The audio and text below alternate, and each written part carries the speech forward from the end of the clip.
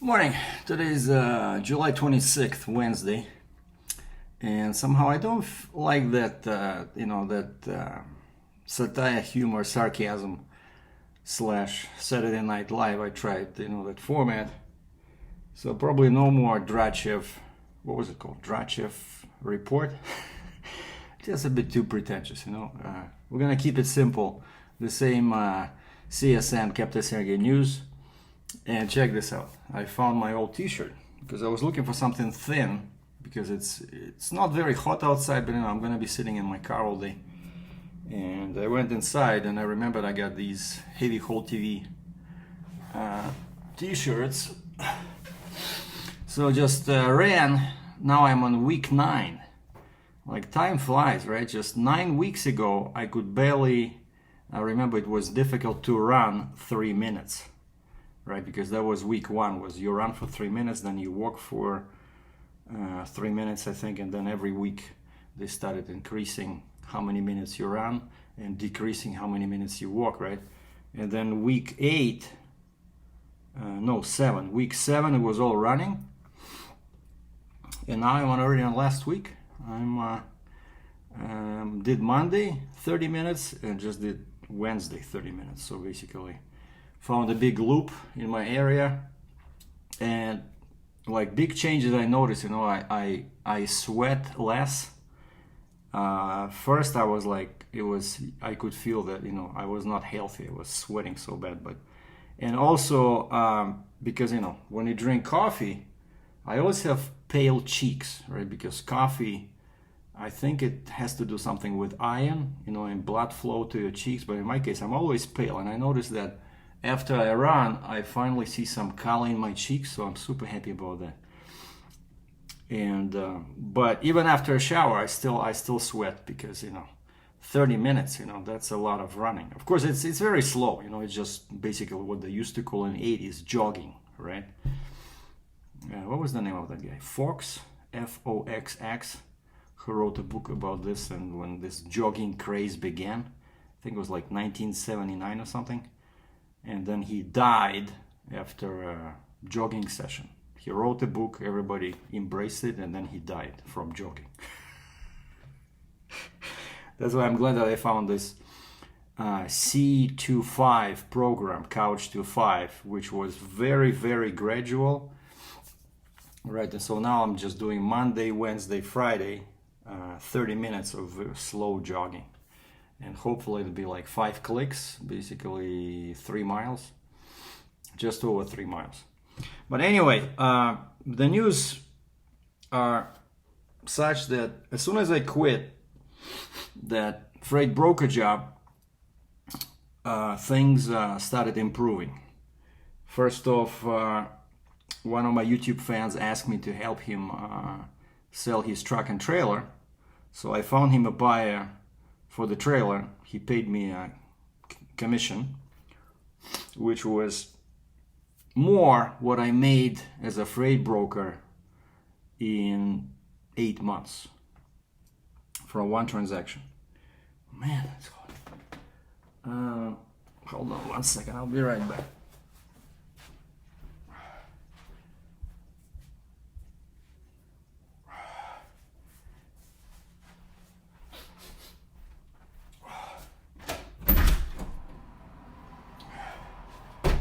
I have to open the door. I'm just dying over here. Man, sorry about that. And then he still had a truck, and he calls me yesterday and he says that one of the contacts that I supplied finally got approved, and so he sold the truck. But on the truck we agreed, because it's a lot of money. The truck is much more expensive than the trailer. We decrease the percentage, but I'm still gonna get a couple of bucks again, which is combined with the trailer fee. That's much more than what I made as a freight broker. Now I still haven't gotten the money from the auction. I emailed them the other day. I said, so when am I getting my $7,250 minus your fee? They said it's 21 days from the date of the auction. And so basically I should get it, the auction was July 5th. So today is actually exactly 21 days. So I keep checking my account, so they should just wire me the money. I'm not sure exactly how much, but basically that was a good lesson, right, with this forklift, Clark C500. So basically one lesson I learned is that the easiest way to sell something that you bought from the auction is to relist it back at the auction. You know, I should have just, if I knew that, right, I should have just talked to the auction people and say, hey, how much for storage, right? I'll pay you. We're just gonna, no, maybe I would fly over there, take better pictures, you know, because their pictures were bad. Their pictures did not show those new hoses and how great the condition was around the mast. Everything was refurbished, right? And I'm pretty sure that's why it sold for more than what I paid for, because I gave them additional photos which showed, you know, the actual condition. And so probably that's, you know, you buy some piece of junk and you drive to the auction, you inspect the machine, you take great photos, and then you relist it and you just ask them to add your photos. And they were okay with that. They didn't argue with me, you know.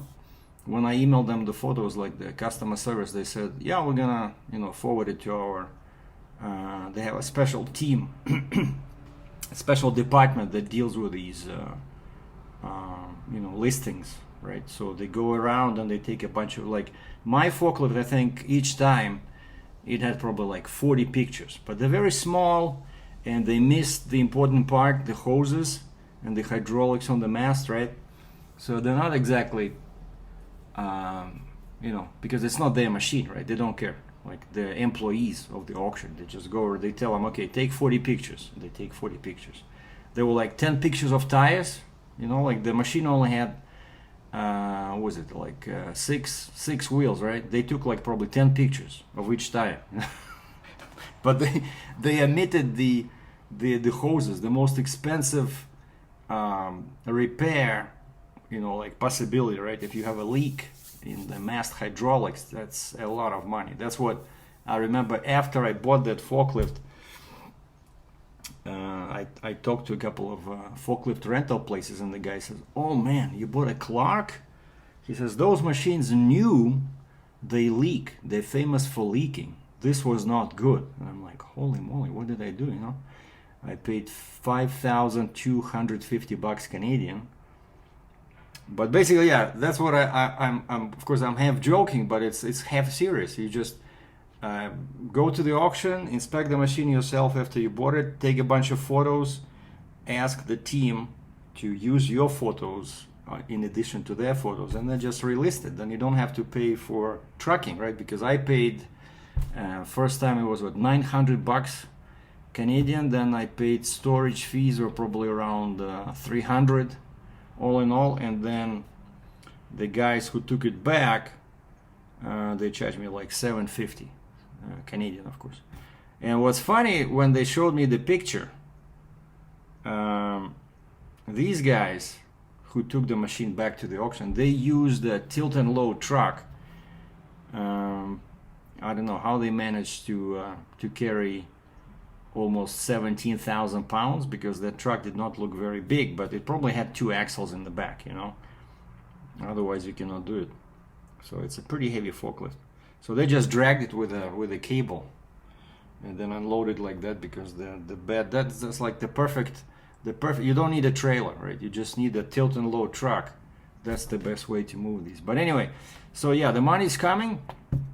So, but basically, of course, since I borrowed that, I took that from my line of credit. I just have to put it back. But at least, you know, that would decrease my monthly payment on that line of credit. But again, it was a good experience, right? And so, like I said, as soon as I quit the freight brokerage, things started improving. So I helped the guy sell the trailer, helped the guy sell the truck. So he says he'll pay me sometime end of this week or early next week when he gets the money from his customer. He says they already paid like half or something. So basically everything is, to touch wood, is going good with that. and it's like a pretty nice truck. You saw that video, right? A couple of weeks ago I posted a video, Peterbilt 389 for sale. So that's the truck. It's like gorgeous, you know, even though I'm not a big Peterbilt fan, but that's, if you want to do heavy haul, that's the perfect truck, you know. And actually, who bought it, one of my like I have this little database of carriers, right, that I started when I was doing, you know, freight brokerage. Well, I'm still doing it. And so I created like a little postcard, you know, like a little message, truck for sale, trailer for sale, and I sent it out. And one of the guys, he's also a Russian, and he owns a heavy haul company in the States. He called me, we chatted. He didn't like the price because at that time the owner wanted much higher. Pretty much, we didn't realize, you know, what the pricing was on new trucks. And so this guy says, hey, for us, it's for that kind of money we can buy a brand new truck, you know. What's the point of buying a 2-year-old truck? And so that was a good input, right? So I forwarded this info to the owner, and we slowly lowered the price to like a more realistic level. And so this guy, my friend, the Russian friend, he talked to his friend who's also Russian, and that guy reached out to me via email and said, hey Sergey, I got your info from this gentleman over here, and he says you have a truck for sale. And I said, yeah.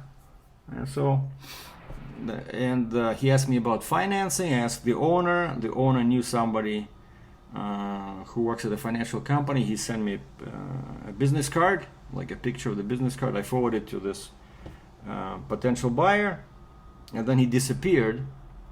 I never heard from him again. But then yesterday, the owner of the truck calls me and he says, it's done, like the sale is going through. And I said, wait, is that this guy? Because I have his name. And he says, yeah. So I did help, even though I wasn't very good at selling my own equipment, the forklift. Well, I still, you know, it still sold for more than what I paid for it, right? But I managed to help the guy sell the trailer and the truck, you know. So I'm telling you, I like this. I like buying and selling. I always buy and sell something online, like, you know, cameras, lenses. And by the way, speaking about lenses and cameras, remember that stunt I did when I bought a bunch of lenses on Facebook, and then I tried to resell them. Everything worked, but I still have the last lens. I cannot sell it. Nobody wants it. I paid 600 Canadian, and it just sits in my apartment. Nobody wants to give me even $600, you know. How about 350? Can you do 500? Do you want to do a trade? I said, no, I don't want to do a trade. So that was just basically, I probably made maybe $800, I'm guessing, on those lenses, but because this does not sell, so basically I made probably $200, right? And then I had that maternity pregnancy photo shoot. Made $150, and 2 days of the Stampede breakfast made $400. And then of course I started this transportation company, right, delivering happiness to hungry people, just a few hours, you know, when I feel like it. So yeah, I think things are looking up. Now on the bad side, since this craziness in Ukraine still is going on, my brother stopped talking to me. So I sent him emails, sent him a message on WhatsApp, no response.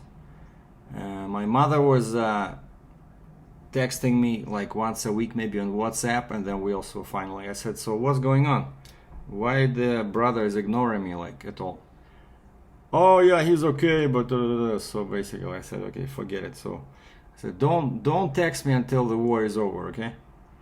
But it's not our fault. That's what she says. Now they changed the tune. Before they were saying that it's the fault of the Ukraine and that they were killing us.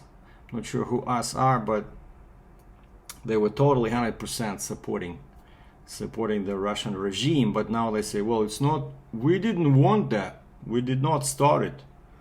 But anyway, don't get me started on that.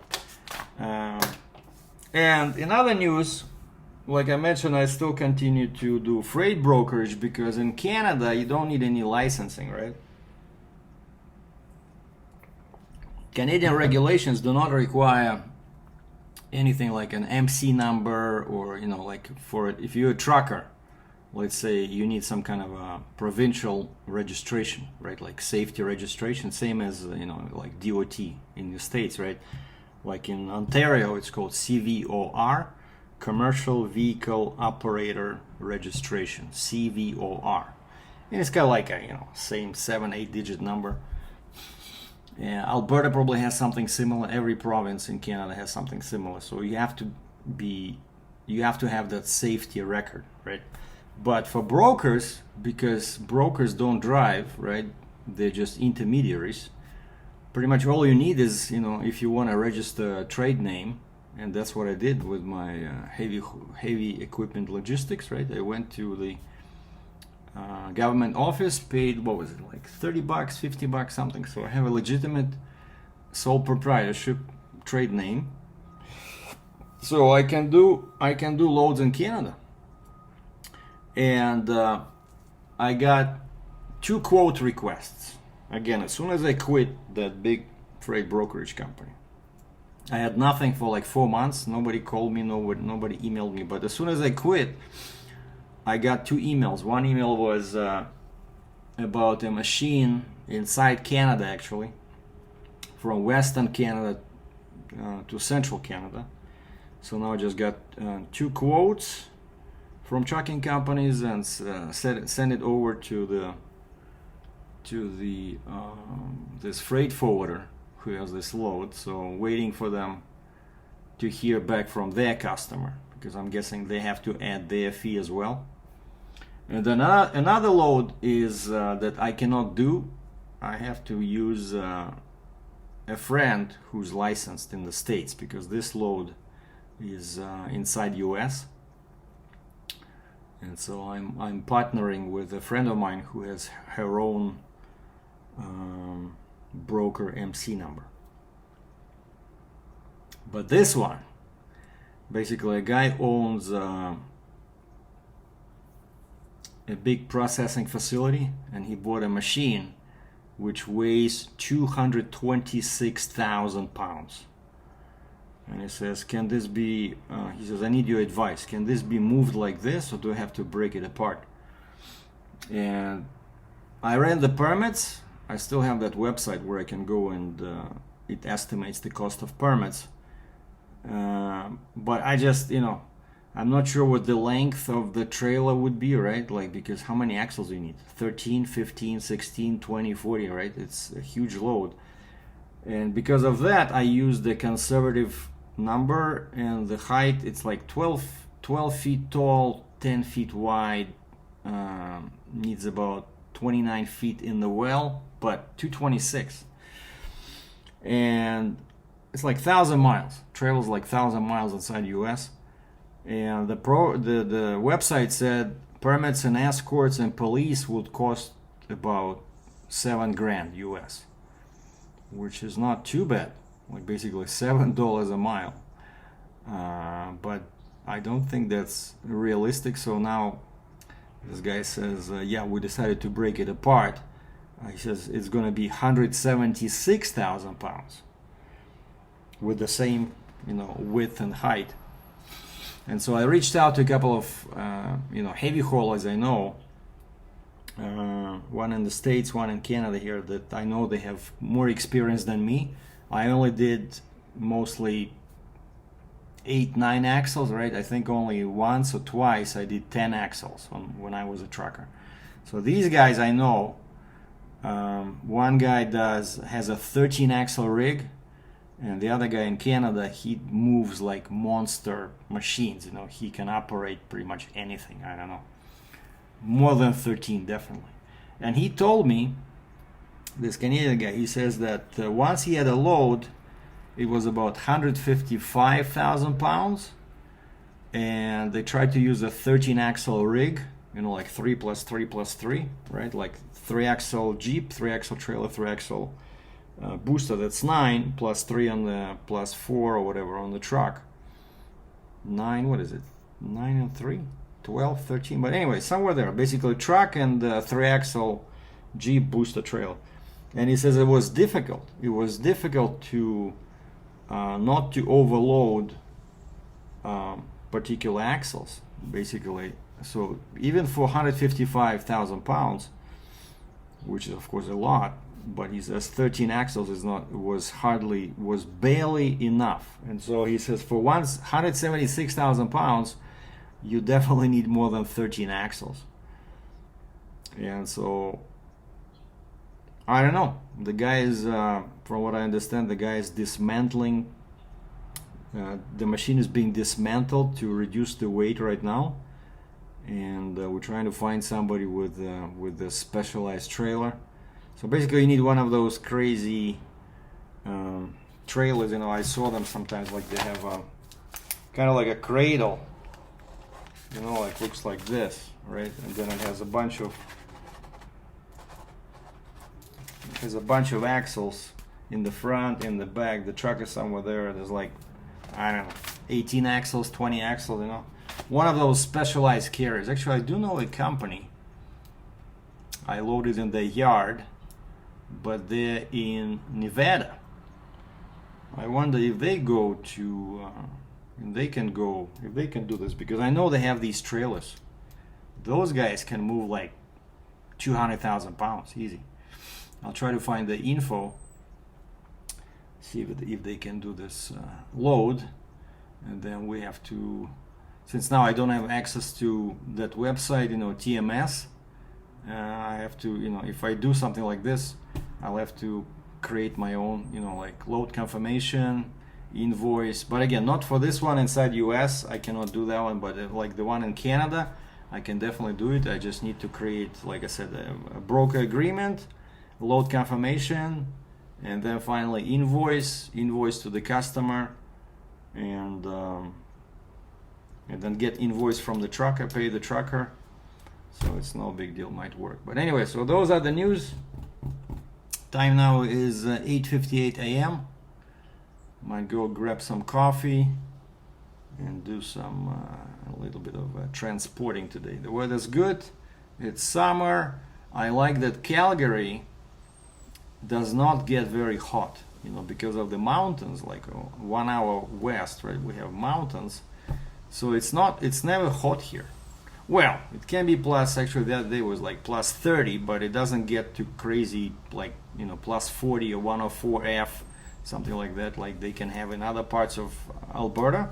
So Calgary is actually, it's a cool place, you know. It's cool, and it's, you know, in both meanings. So anyway, thanks for watching. I'm gonna now upload this video. Like, subscribe, comment. Ciao.